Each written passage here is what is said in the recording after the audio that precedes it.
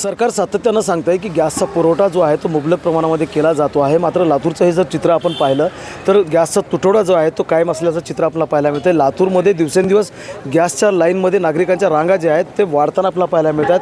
दिवसेंदिवस ही रांग जी आहे ते वाढताना पाहायला मिळते आहे. आपण जर पाहिलं तर साधारणतः 12 ते 15 दिवस अगोदर बुकिंग केल्यानंतर रांगेमध्ये थांबून एजन्सीवर येऊन मग सिलेंडर घ्यावं लागतं, अशा प्रकारची स्थिती आहे. अनेकांची कामं बुडत आहेत.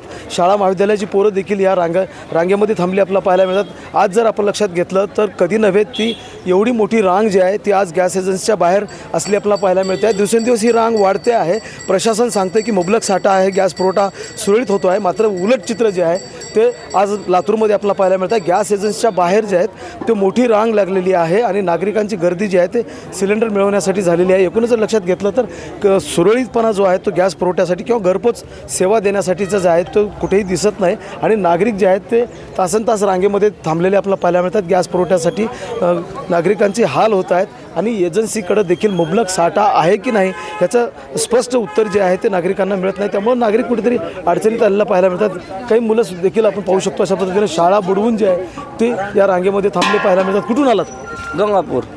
गंगापूरवरून. कधी बुकिंग केलं होतं? 17 दिवस झालं.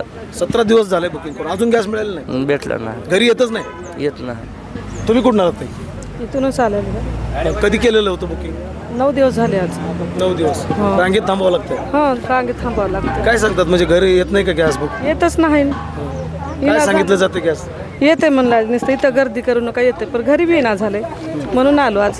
गर्दी करू नका, गॅस घरपोच मिळेल असं सांगितलं जातं आहे. मात्र गॅस काय घरी पोहोचताना दिसत नाहीत आणि त्यामुळं मोठ्या रांगा ज्या आहेत ते गॅस एजन्सीच्या बाहेर लातूरमध्ये असलेल्या आपल्याला पाहायला मिळतं आहे. जिल्ह्याची एकूण स्थिती जर आपण लक्षात घेतली तर दररोज 20,000 गॅस सिलेंडरचा पुरवठा जो आहे तो लातूर जिल्ह्याला करावा लागतो. लातूर शहरासह लातूर जिल्ह्यामध्ये 44 एजन्सी आहेत. मात्र हीच स्थिती जी आहे ती लातूर जिल्ह्यातल्या सगळीकडे किंवा सगळ्या एजन्सीवर पाहायला मिळते आहे. नागरिकांनी गॅस सिलेंडर मिळवण्यासाठी लांबच लांब रांगा ज्या आहेत ते लावले आपल्याला पाहायला मिळत आहेत.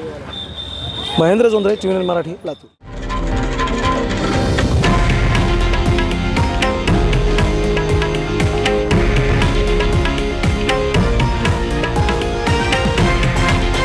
हे आहे देशातील नंबर 1 न्यूज नेटवर्क आणि आपण पाहत आहात TV9 मराठी, एकमेव.